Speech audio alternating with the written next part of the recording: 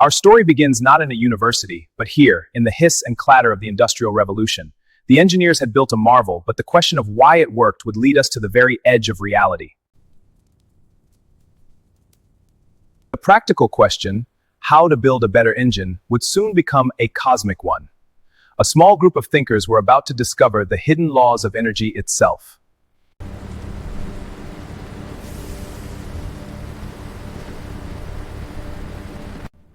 The first engines were crude, atmospheric beasts that gulp coal and wheeze steam. They worked, but no one knew why. Efficiency was a mystery. Waste was everywhere.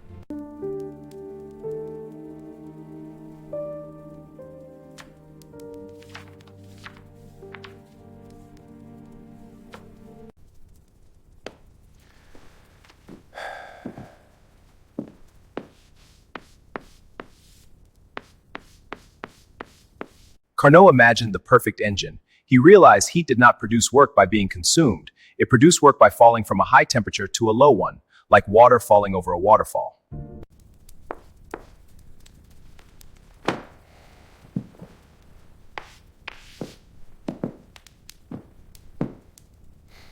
This was the first true law of thermodynamics. No real engine could be more efficient than Carnot's ideal. The gap between hot and cold was the engine of the world. Carnot died young. His notes, hinting that heat was not a fluid but motion itself, were burned to stop the spread of cholera. His ideas waited decades to be rediscovered.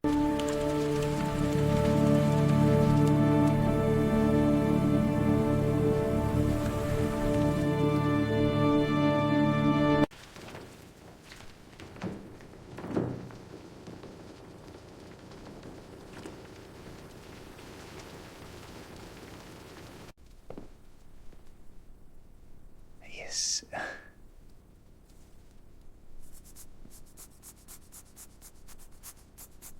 Joule proved a radical idea. Work and heat were the same thing. A falling weight churning water produced a precise amount of heat. He found the conversion factor, 772 foot-pounds per British thermal unit.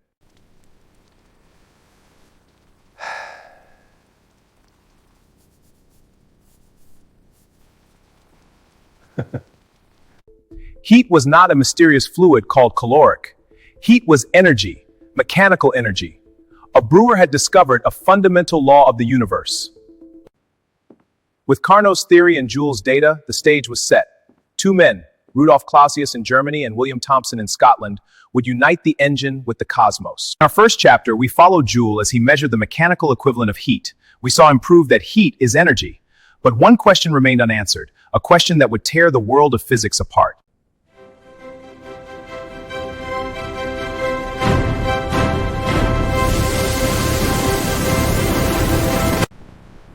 What is entropy?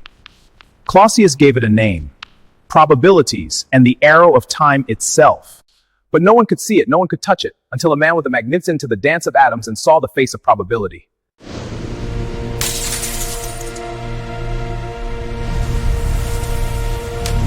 Entropy. Entropy, the most misunderstood concept in all of physics. It is a measure of how many microscopic arrangements correspond to the same macroscopic state.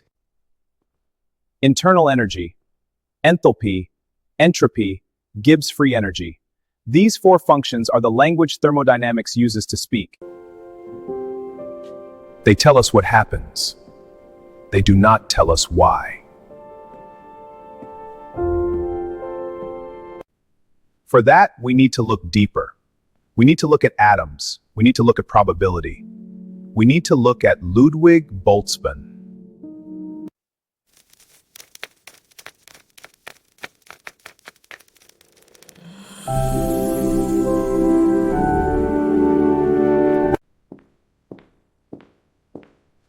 Before we climb Boltzmann's mountain, we must first build the cathedral.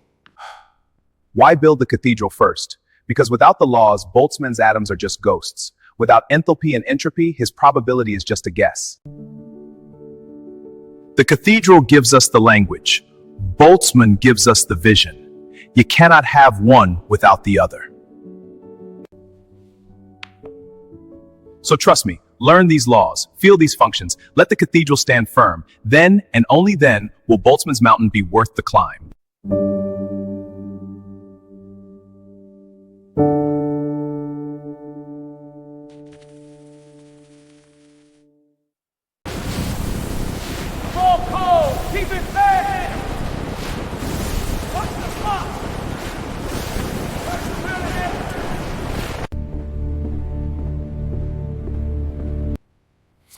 Welcome back. Take a moment. Listen, this is not chaos. This is order. Slowly, gracefully becoming chaos. That is the second law. But it is only one of four. Four laws, one engine, and all the time in the world to understand them. Let us begin. Slowly, gently, together. The zeroth law lets us measure this heat. The first law says every spark of that coal becomes motion or waste. The second law sends that heat from hot to cold. And the third law, it whispers that absolute zero is always just out of reach. The zeroth law, added last but standing first. If two systems are in thermal equilibrium with a third, they are in equilibrium with each other. This law seems obvious. That is its power. It gives us permission to define temperature itself. Without it, no thermometer would make sense. No measurement of hot or cold would be consistent.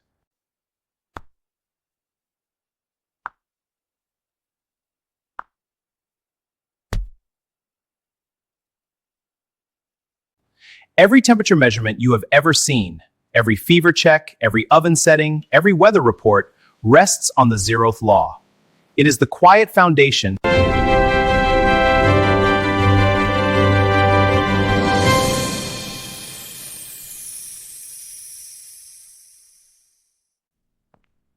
Welcome back. The zeroth law taught us how to measure temperature. Now we arrive at the law most people have heard of, the first law, the conservation of energy. Few know what that actually means for a steam engine, for a battery, for their own body.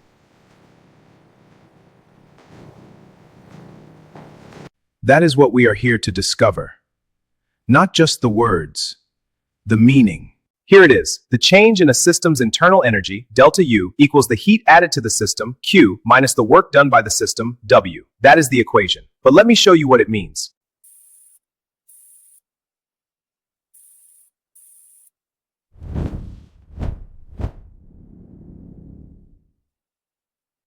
People say energy is conserved. They repeat it like a mantra. But watch what happens in that cylinder. Heat becomes work becomes heat, energy changes clothes. It does not vanish, but it does transform. That is the first law.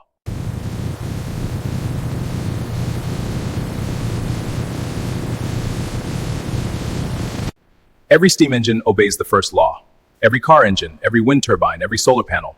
The form changes, the total stays the same. That is conservation. That is the first law. When you brake on a bicycle, where does your kinetic energy go? It becomes heat in the brake pads. It does not disappear. The first law demands an account of every joule. The universe keeps perfect books. Energy never vanishes. It transforms. On the left, mechanical work becomes heat. On the right, heat becomes mechanical work. Energy is always conserved. Joule proved this with falling weights and churning water. The steam engine proves it every second. Energy transforms. It moves, but it never disappears. The universe balances its books. But here is the question the first law does not answer.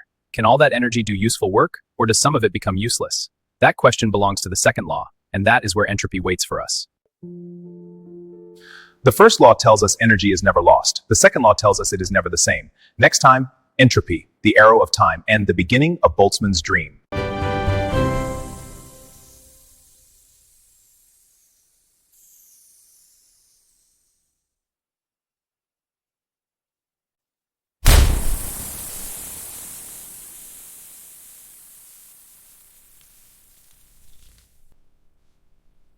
Your coffee will cool, this flame will die. Every engine ever built will one day stop. Every star will burn out. The universe itself is winding down, slowly, inevitably, irreversibly. This is not a tragedy. This is physics. This is the second law. This is entropy. And it is the weirdest, most beautiful, most misunderstood concept in all of science.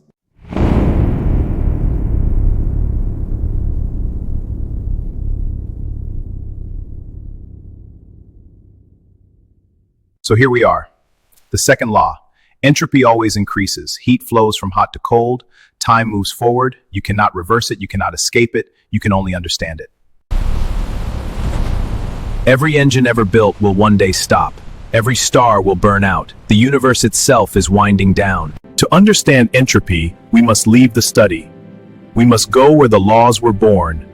The engine hall. Listen to the power. Every piston, every flame. The symphony of industry. Stay close. This engine obeys the first law. Coal becomes heat. Heat becomes motion.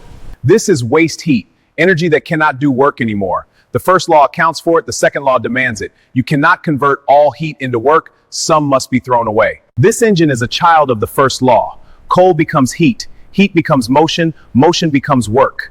But the second law watches over it like a shadow. Energy is conserved, but it is also degraded.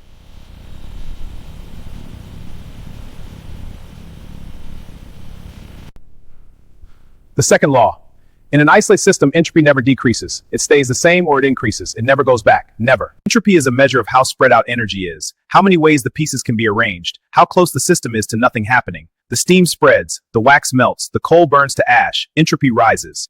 Entropy is not only in engines, it is everywhere.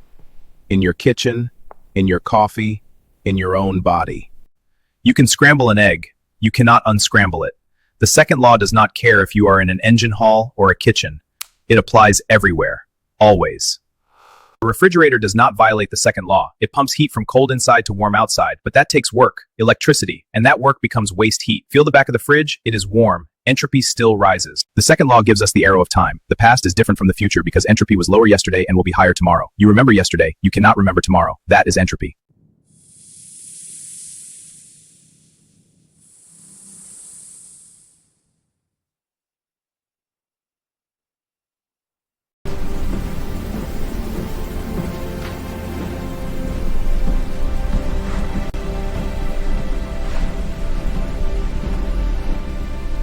Welcome to the coldest place on Earth. Not a glacier, not the South Pole, a laboratory. Here, we chase absolute zero, and we have come very, very close. Nitrogen, 77 Kelvin, minus 196 degrees Celsius. Cold enough to freeze your breath, cold enough to make metal shatter like glass. But this is not absolute zero, not even close. The third law of thermodynamics says this: as temperature drops to absolute zero, entropy drops to zero. Absolute zero is 273.15 degrees below 0 Celsius. At that point, perfect order, absolute stillness, the universe's final limit. Absolute zero is not just cold, it is the coldest possible. No heat, no motion, no entropy. Atoms stop vibrating, electrons freeze in place, everything becomes perfectly ordered. That is the third law of thermodynamics.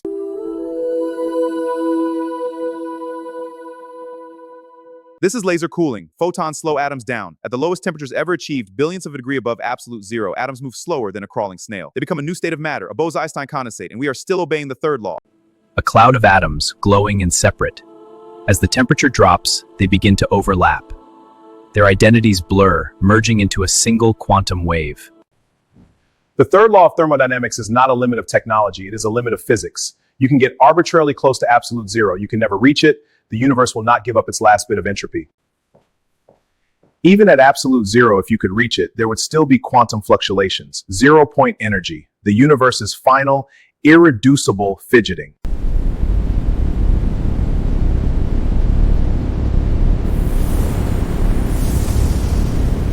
Why do we chase absolute zero? Not because we will ever reach it, but because the chase teaches us superconductivity, quantum computing, the nature of matter itself. The third law is not a wall. It is a horizon. The third law of thermodynamics, absolute zero is unreachable. Entropy never quite vanishes. The universe keeps a little chaos in reserve, always, forever. That is not a failure, that is physics. We have covered the four laws: zeroth, temperature defined; first, energy conserved; second, entropy rises; third, absolute zero unreachable. The cathedral is built, now we climb Boltzmann's mountain. The journey continues, from absolute zero to the statistical dream, from entropy to probability, from laws to meaning.